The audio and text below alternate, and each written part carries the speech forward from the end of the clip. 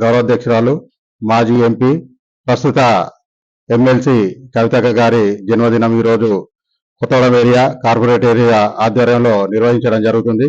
ఈ కార్యక్రమానికి ఇచ్చేసిన టీబీజీకేఎస్ నాయకులకు ఇతర కార్మిక సోదరులందరికీ కూడా పేరు పేరున నమస్కారాలు తెలియజేస్తూ, కవితక్క గారు టీబీజీకేఎస్ యూనియన్ కు గౌరవాధ్యక్షురాలు అయినాక అనేక సంక్షేమ కార్యక్రమాలు తీసుకురావడం జరిగింది.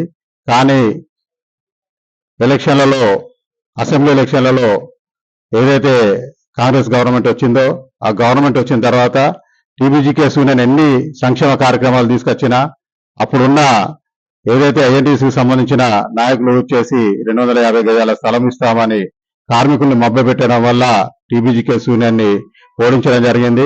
కార్మికులు ఐఎన్టీసీని గెలిపించడం జరిగింది.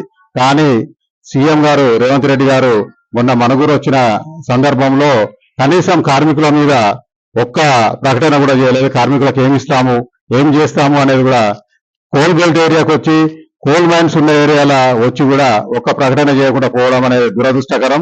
కార్మికులకు ఏం చేయాలనేది చిత్తశుద్ధి లేకుండా ఏదైతే హామీలు ఇచ్చిందో హామీని నెరవేర్చకుండా వచ్చి వెళ్ళడం జరిగింది.